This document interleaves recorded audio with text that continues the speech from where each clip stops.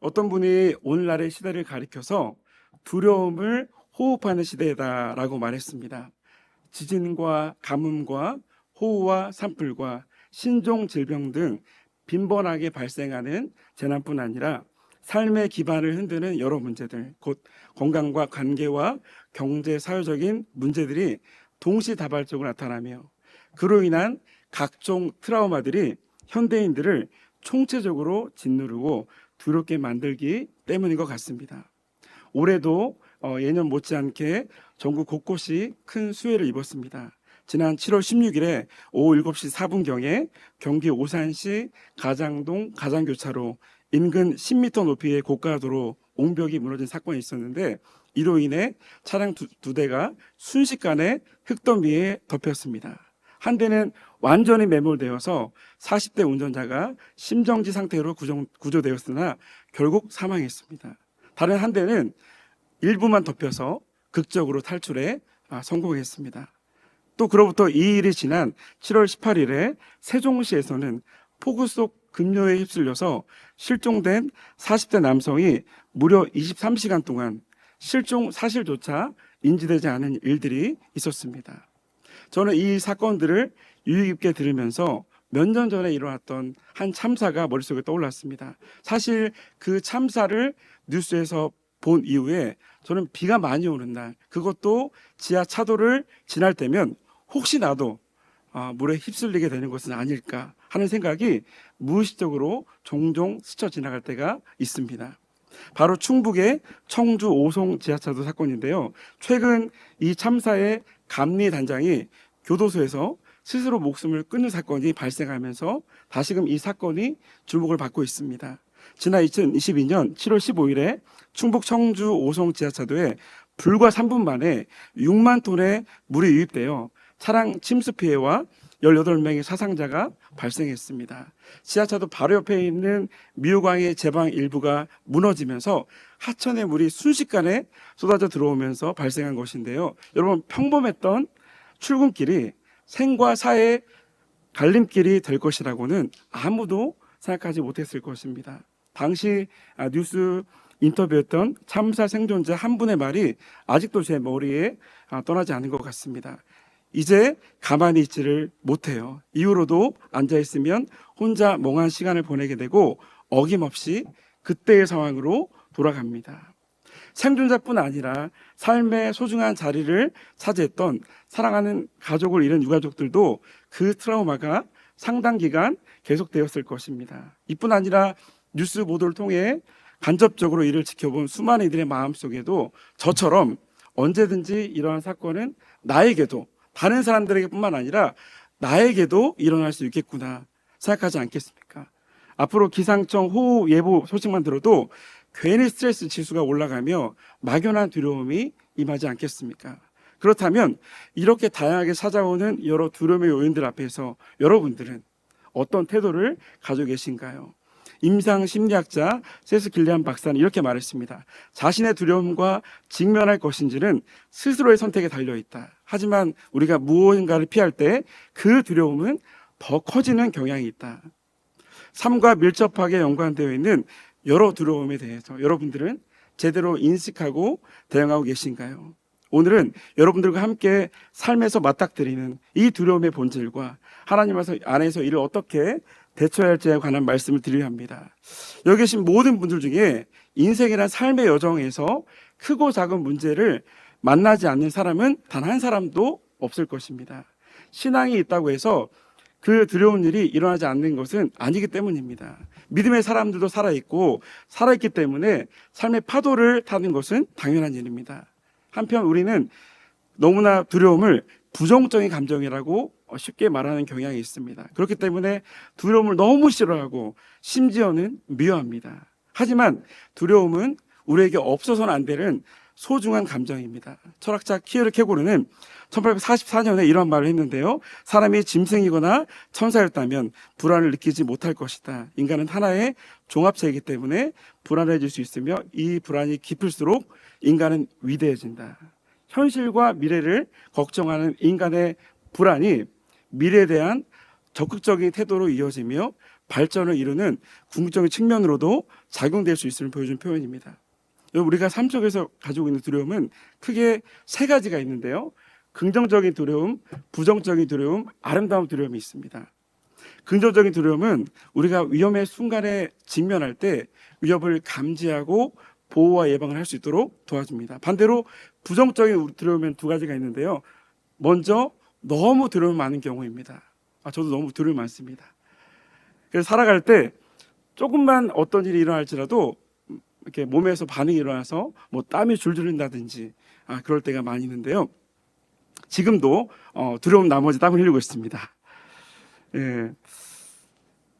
또한 일반적으로 부정적인 두려움의 크기가 너무 클 것이라고 생각하는 분들이 있지만 두려움이 지나치게 적거나 아예 없는 것도 문제입니다. 여러분 화면에 보이는 고양이 위에 쥐의 모습을 한번 보십시오.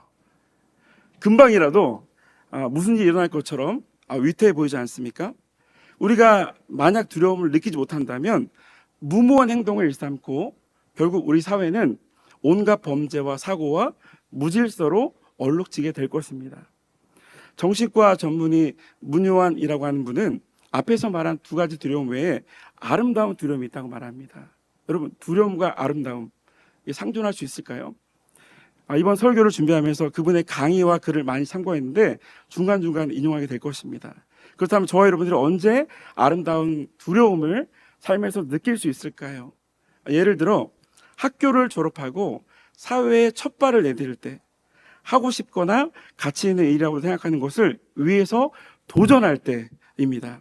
이러한 상황이 있을 때 우리는 두려움만 가지지 않고 앞으로 더욱 행복해지고 잘 살 수 있을 것이라는 기대감, 내가 하고 싶은 일을 하고 있기 때문에 느끼는 열정과 보람과 같은 긍정적인 감정도 함께 느끼게 됩니다. 이처럼 두 가지 차원의 감정이 섞일 때 우리는 희열과 설렘과 가슴 떨림과 존재의 이유를 발견하게 되고 두려움이 아니라 용기로 바뀌게 되는 아름다운 경험도 하게 되는 것이죠. 다음 두 번째로 뇌과학적인 측면에 대해 말씀드리려고 하는데요. 우리의 뇌 안에는 위협을 감지하고 경고음을 울리는 비상벨 같은 기능을 하는 기관이 있다고 합니다. 이를 편도체라 부르는데요. 그리고 위협을 감지해서 비상벨이 울리는 과정에는 두 가지 경로가 있다고 합니다. 한번 화면을 보시면 시상이라고 하는 곳이 있는데 여러분 이제 A 밑에 보시면 편도체라고 있습니다. 시상에서 편도체로 직통하는 A 경로가 빠른 길이고 두 번째 길은 B 경로인데요. 시상에서 베네피즈를 거쳐서 우회하는 느린 길입니다. 성도님들 중에서 작은 자극에도 크게 놀라고 과민하게 반응하시는 분들이 있을 것입니다. 그것은 주로 A처럼 바로 시상에서 편도체로 가는 빠른 길을 매번 활성화하시는 분들입니다.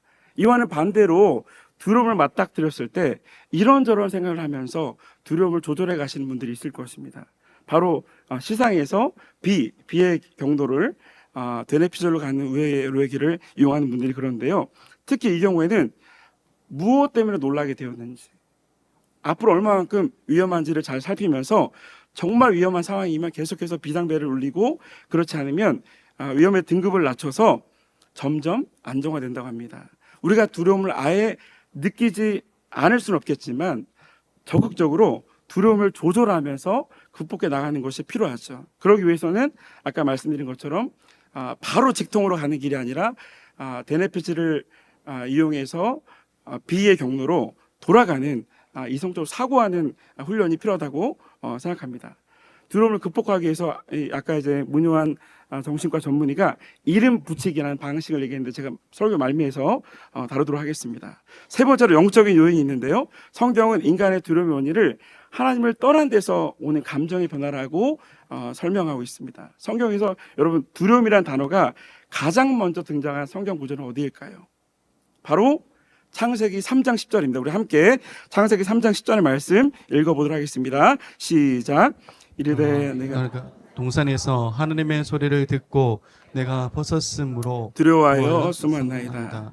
여러분 아담이 느낀 두려움은 표현 그대로 하나님의 소리를 듣고 그가 벗었기 때문이 아니었습니다.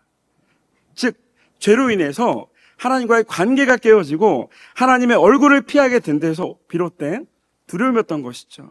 양상은 다를 수 있지만 우리들이 새로운 환경에 들어갈 때, 앞이 보이지 않는 길을 걸어갈 때, 혹은 무서운 질병을 마주할 때 우리는 자주 두려움을 느끼게 됩니다. 그런데 깊이 들여다보면 그 두려움의 뿌리는 단순히 상황의 어려움 때문만이 아닙니다. 이 상황 속에서 과연 하나님이 나와 함께 하실까?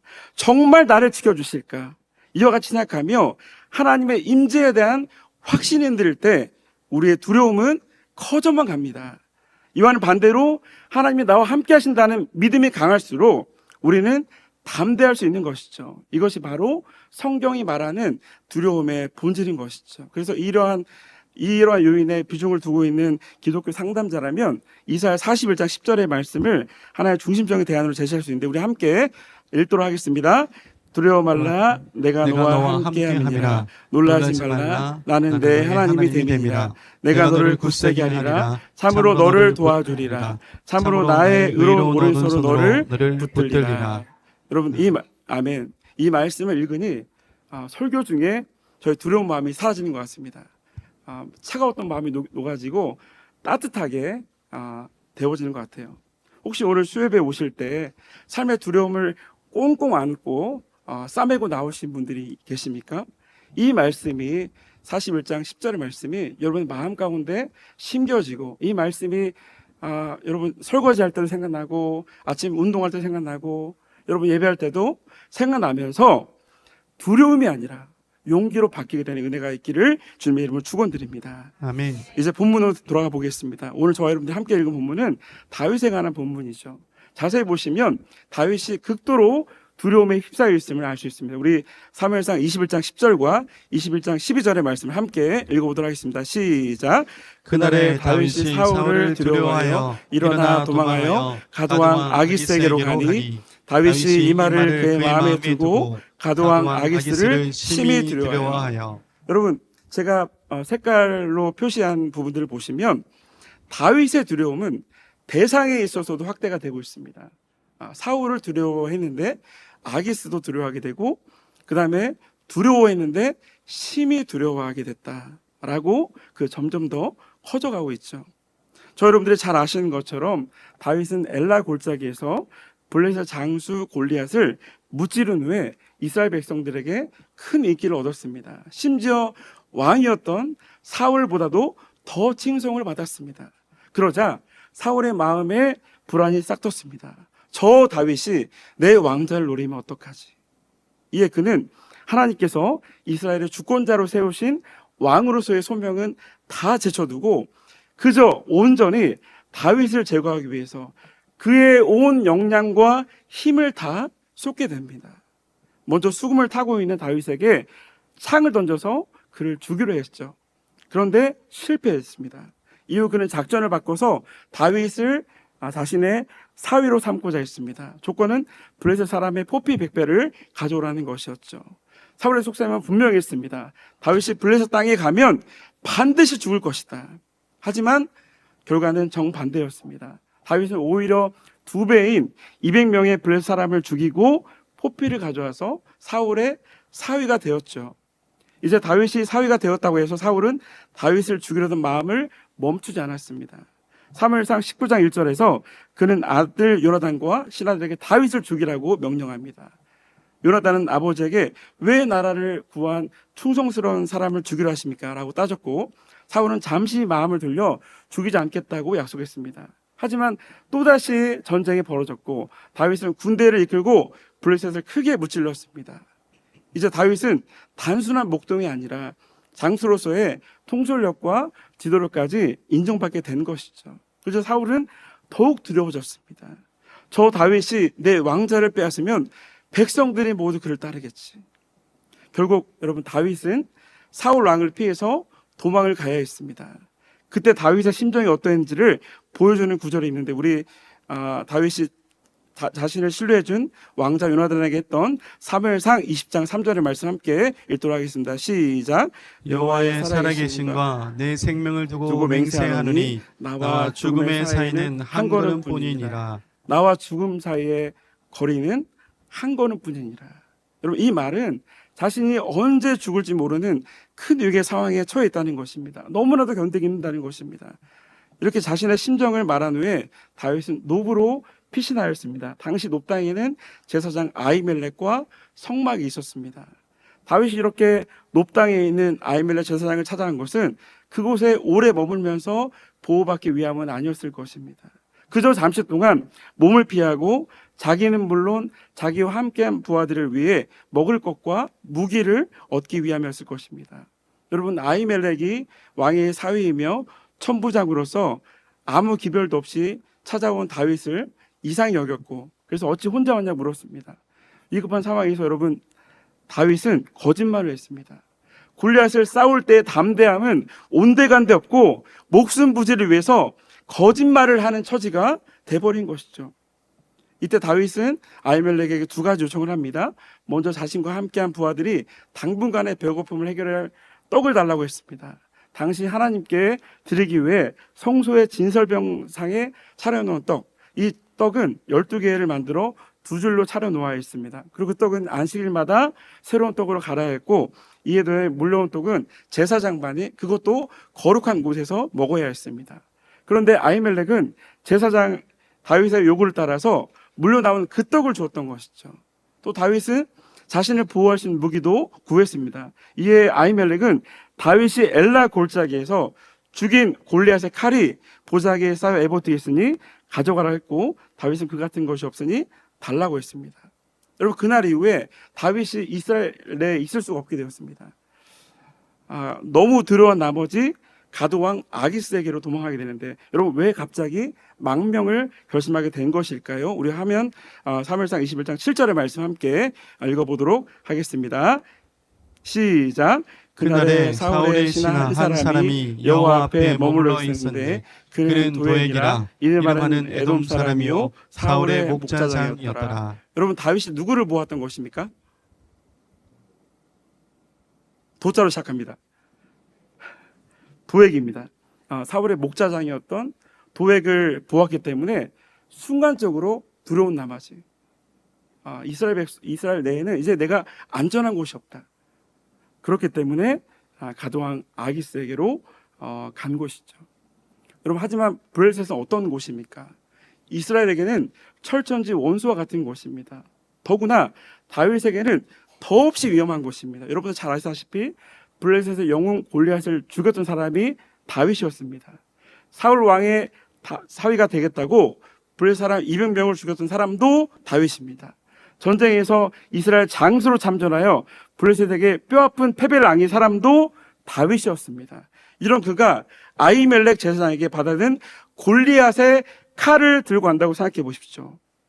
이것은 자살 행위나 다름이 없습니다. 여러분, 다급한 상황을 만나면 누구나 판단력이 흐려지게 됩니다. 이와 같은 일들이 다윗에게 임한 나머지 계속해서 두려움에 있는 나머지 거짓말도 하게 되고 잘못된 판단도 하게 되고 계속해서 실수를 연발하고 있는 것이죠. 결국 가드왕 아기스의 신하들이 다윗을 알아봤고, 다윗은 이 절체절명의 위기를 모면하기 위해 왕 앞에서 침을 질질 흘리면서 대문짝에 그적거리면서 미친 척을 합니다. 그 순간 다윗은 정말 비참했을 것입니다. 사울이 두려워서 블레셋으로 도망했건만 그곳에서 더 큰 두려움의 대상을 만나게 된 것이죠. 그럼 말씀을 준비하면서 제가 몇 년 전 아내와 함께 보았던 명량이라는 영화 속에 이순신 장군의 대사와 주요 장면이 떠올랐습니다. 12척의 배로 133척의 외적과 싸워야 하는 말도 안 되는 현실 앞에서 이순신 장군은 이렇게 말합니다. 우리 함께 제가 읽어보도록 하겠습니다. 지금 우리에게는 문제는 독보서처럼 퍼져 있는 두려움이다. 만일 그 두려움을 용기로 바꿀 수만 있다면 그 용기는 100배, 1000배 큰 용기로 증폭되어 나타날 것이다. 이 말도 안 되는 상황이 문제가 아니라 이 문제를 대하는 마음속 두려움을 문제의 원인이라고 이순신 장군은 정의되고 있는 것이죠.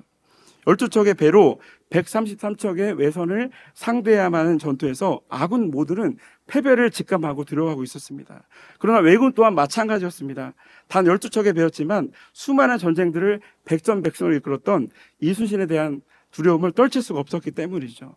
결국 두려움 속에 전열을 갖추고 전투를 위해 조선수군은 출전하였습니다. 하지만 그들은 이순신의 지시를 따른 척하면서도 도망칠 기회만을 엿보는 사실상 오합지졸에 가까운 상태였습니다. 그래서 실제 전투가 벌어지자 이순신 장군의 대장 선반이 최선두에서 적선과 맞서 싸우는 이상한 그림이 연출된 것이죠.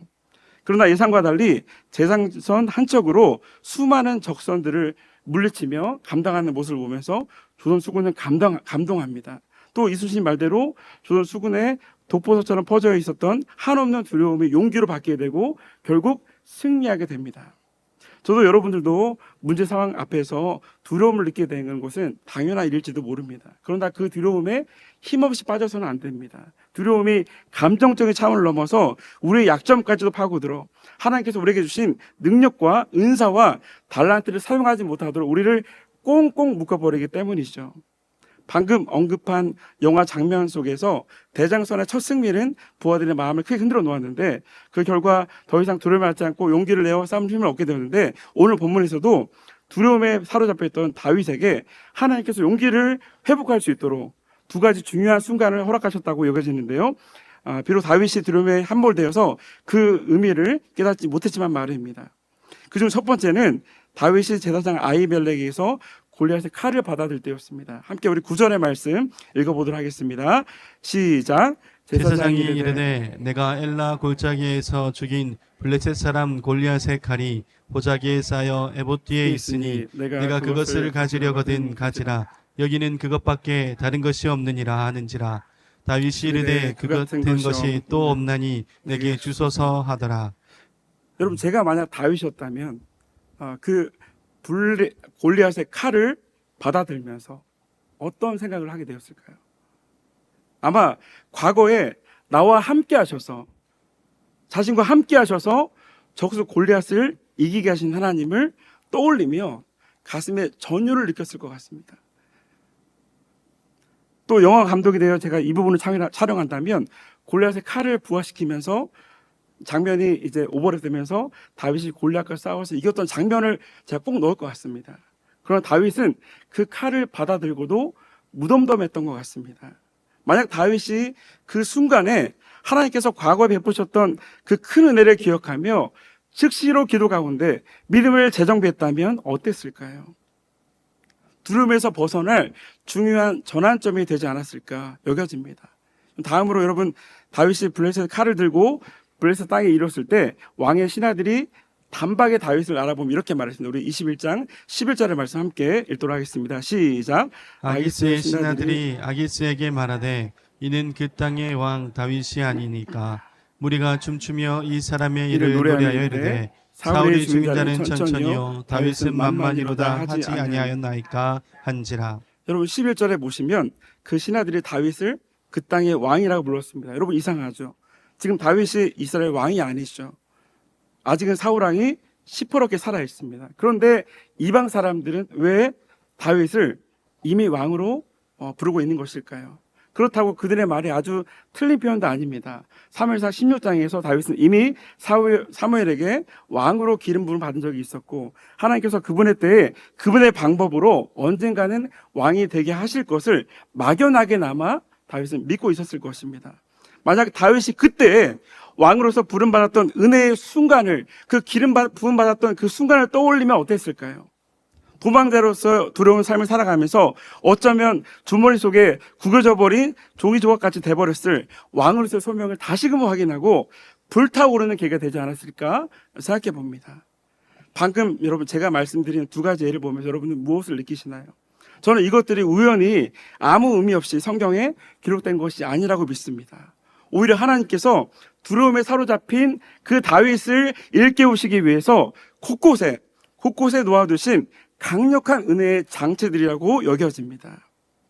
사실 제 삶 속에서도 하나님께서 허락하신 수많은 은혜의 장치들이 제게 있습니다. 그래서 제가 이 장치들을 보니까 경성할 수밖에 없고요. 하나님 앞에 죄를 지었다 할지라도 그 죄에서 속히 나올 수도 있는 그런 은혜의 장치들이 여러 가지가 있는데 그중 하나 여러분과 나누고 싶은데요. 저는 2022년 여름에 가족과 함께 모처럼 제주도 여행을 갔습니다. 저희 가족은 할인 혜택이 있는 체험 패키지를 구입하였고 첫 번째 낙타 트레킹 할 때까지는 아무 문제가 없었습니다. 그 다음은 승마 체험장인데 그곳에서 큰 사고가 있었습니다. 아내와 셋째가, 첫째와 둘째가 각각 한 조를 이루었고 저는 혼자 타기로 결정하고 마부에게로 갔습니다. 이후 첫째와 둘째는 마부의 안내로 마을 위에 올라타며 잘 가고 있었습니다. 이어서 아내와 셋째도 마부의 도움으로 순조롭게 마을 위에 올라탔습니다. 이제 가기만 하면 됩니다. 이제 저 혼자 남았습니다. 당시 저는 제게 다른 마부가 와서 도와주기를 기대했는데 반대편에서 아내를 도와주고 있던 그 마부가 저를 향해 그저 혼자 마을 위에 타라는 것이었습니다. 저는 그분께 기다리겠다고 말을 전했습니다. 그런데도 재차 말을 하여서 어쩔 수 없이 말에 올라타려고 발을 걸쳤고 그 순식간에, 기억조차 나지 않습니다. 순식간에 사고가 나버린 것이죠. 말에 올라타려 하는 순간 말이 날뛰면서 저는 360도 회전해서 땅에 떨어졌습니다. 순간의 충격으로 숨도 쉬기 어렵고 통증도 심하고 한동안 일어설 수 없습니다. 그 순간에 가장 먼저 떠오른 것은 빨리 나가서 교회 복귀해야 되는데 이 생각이 가장 컸습니다. 빠른 수송을 통해 병원에 실려갔고 결국 척추 압박골절이라는 이게 30도 이게 기울기가 되면은 좀 중한 건데요. 그 진단을 받아서 저홀로 제주도에 어느 한 병원에 입원하게 되었습니다. 이 일로 우리 가족의 황금 같은 휴가는 끝이 났고 가족들은 서둘러 대구로 복귀했습니다. 그 사고 이후 제 마음은 무척 복잡했습니다. 하나님, 제가 하나님의 열심히 감당하다가 가족과 시간을 보내기 위해서 단순 여행 온 것뿐인데 그것도 마음 먹고 모처럼 우리 가족이 함께 단합하여서 온 건데 왜 이런 일이 일어나게 하시는 겁니까? 앞으로 2달 정도 입원해야 한다고 하는데 그렇다면 제가 맡은 사역은 어떻게 합니까? 이런저런 불평들이 막 올라왔습니다. 게다가 간병인의 도움 없이는 저 혼자 아무것도 할 수 없었습니다. 난생 처음으로 여러분 식사를 누워서 해본 적 있으세요?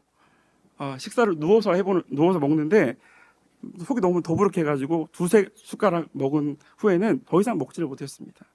씻는 것도 옷 갈아입는 것도 전혀 불가능하여서 간병인께서 제 온몸을 수건으로 닦아주시고 옷을 입혀주셨는데 좌계감이 들기도 했습니다. 난생 처음이었거든요. 게다가 원래 허리가 좋지 않았던 아내가 저 없이 아이들을 돌보면서 무리가 갔는지 당장 허리 수술을 받아야 하는 상황까지 겹치면서 그 순간 가정 전체가 풍비박산 난 것 같았습니다. 두 집의 아빠 엄마가 허리를 제대로 서지 못하고 세수조차 할 수 없는 상황들이 발생한 것이죠. 그런데 차츰 시간이 흐르면서 한 가지 분명한 감사 이유가 보이기 시작했습니다. 제가 말에서 떨어질 때 목으로 떨어지지 않았다는 것이 큰 감사 이유였습니다. 만약 그렇게 떨어졌다면 저는 사역을 이 시간 여러분들 볼 수 없었습니다. 사역 그만둘 뿐만 아니라 평생 하반신 마비로 살아야 했을 것지도 모릅니다. 그 순간 하나님께서 제 생명을 지키시고 붙들어 주셨다는 감사가 가슴에 밀려와서 여러분 제주도의 어느 한 병원에 제 집은 대구에 있는데 그곳에서 어느 한 병실에 하염없이 그 남자 가장이 여러분 울고 있다는 생각을 해보십시오. 이런 고백이 나오더라고요. 하나님, 이미 저는 한번 죽었습니다. 하나님께서 저에게 제 생명을 살려주신 것도 제게 새 삶을 허락해 주신 것입니다. 앞으로 나의 목적과 유익을 위해서가 아니라 하나님 나라와 영광을 위해 살려고 주신 것을 믿습니다. 이제 내 생명은 내 것이 아니라 하나님의 것입니다. 그 이후로 여러분 어김없이 여름이 되거나 지금 막 생각나고 있는데 여름이 되거나 제주도를 방문할 때마다 첫 번째는 제가 그 제주도의 마음에 대한 치유를 목적으로 제가 제주도를 방문했고 그 다음은 이제 우리 가족끼리 또 함께 그 순간을 생각하면서 리추얼을 하기 위해서 제주도를 방문한 적이 있었습니다. 여러분 그 사건이 제 마음속에 떠오를 때면 혼자 조용히 묵상하거나 가족들과 함께 그때 아빠가 저기 떨어진 거 봤었지. 함께 하나님께 감사하며 사명자로서 삶을 선포하는 재다짐하는 시간을 가지곤 합니다. 사랑하는 여러분, 여러분에게도 하나님께서 베푸신 은혜의 장치들이 있으십니까? 있다면 그것들은 무엇입니까? 혹시 다윗처럼 두려움에 휩싸인 나머지 그 장치들을 간과하고 계시지는 않으십니까? 어쩌면 그것들은 골리앗의 칼처럼 과거에 주셨던 은혜의 순간을 여러분에게 다시 기억하게 하시는 하나님의 표징일지도 모르겠습니다. 또 다윗이 아기스의 신하들에게 이스라엘 왕이라 불렸던 것처럼 넓게는 주님 다시 오실 때까지, 가까이는 2025년 말까지 여러분과 여러분 가정에 주신 비전과 사명을 포기하지 않고 붙들게 하시려는 하나님의 손길일 수도 있습니다. 사랑하는 여러분, 혹시 지금 어렵고 두려운 상황 속에 있으십니까? 그렇다면 매일의 말씀 기도 속에서 하나님의 은혜의 장치를 여러분들이 발견하기 위해서 몸부림치고 하나님을 바라볼 수 있기를 바랍니다. 그렇게 할 때 하나님께서 여러분들에게 주시는 은혜의 단초가 분명히 보이기 시작할 것입니다. 그 은혜가 두려움을 담대함으로, 절망을 소망으로 바꿀 것입니다. 오늘 이 시간 그 은혜의 장치를 다시 붙잡지 않으시겠습니까? 그 은혜를 붙잡으며 다시 일어서서 믿음으로 나아가지 않으시렵니까? 하나님께서 여러분에게 주신 은혜 장치들을 발견하며 믿음의 용사로 서는 은혜가 모두의 삶에 있기를 주님의 이름으로 축원드립니다. 아멘. 두 번째로, 두려움 속에서도 현재 할 수 있는 것들을 찾아 행하면서 두려움을 조절해 나가야 합니다. 정신과 전문의 문효한 박사 이렇게 말했습니다.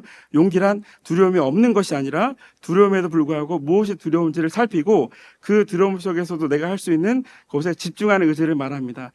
여기서 중요합니다. 너무나 큰 두려움은 우리를 다시 얼어붙게 하기 때문에 할 수 있는 것을 해보면서 두려움을 마주하게 되면 우리 안에 용기는 자라나게 될 것입니다. 저는 이 원리를 오늘 본문의 다윗에게도 적용해 보고 싶습니다.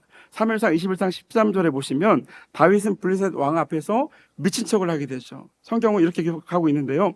그들 앞에서 그의 행동을 변하여 미친 체하고 대문짝에서 그적거리며 침을 쐬며 흘리매. 앞서 말씀드렸듯 블레셋 사람들에게 다윗은 철천지 원수였습니다. 그가 누구인지 조금만 알려줘도 그는 즉시 붙잡혀 죽임을 당할 수밖에 없는 처지였습니다. 여러분, 다윗은 그 순간에 무엇을 할 수 있었을까요? 칼로 맞서 싸울 수 있었을까요? 아니면 도망칠 수 있었을까요?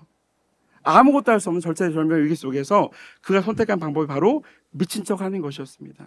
숨에 침을 질질 흘리고 대문짝에 글씨를 그적거리며 정상적인 사람이 아닌 어려운 사람인 척하는 것입니다. 겉으로 보기에는 참 비굴해 보이고 초라해 보이지만 다윗은 그가 할 수 있는 작지만 최선의 것을 한 것이죠. 여러분, 성경 전체에서 비슷한 예를 또 하나 든다면 바로 갈멜산의 영웅 엘리야의 행동일 것입니다. 갈멜산에서 하나님의 불을 내리고 바알과 아세라 선지자 850명을 처단했던 위대한 선지자 엘리야는 이후 이세벨의 한마디 말에 두려워 도망치게 되었습니다. 심지어 로뎀 나무에 앉아 이렇게 절망하기까지 하는데요. 여호와여, 넉넉하오니 내 생명을 거두시옵소서. 그러나 하나님은 그를 버리지 않으셨습니다.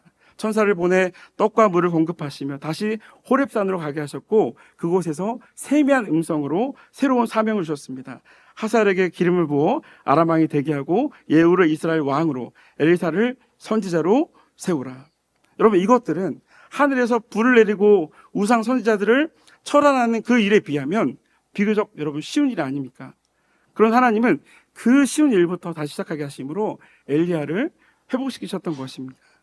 혹시 여러분 중에도 큰 두려움 때문에 오싹하고 주저앉아 버린 분들이 있으십니까?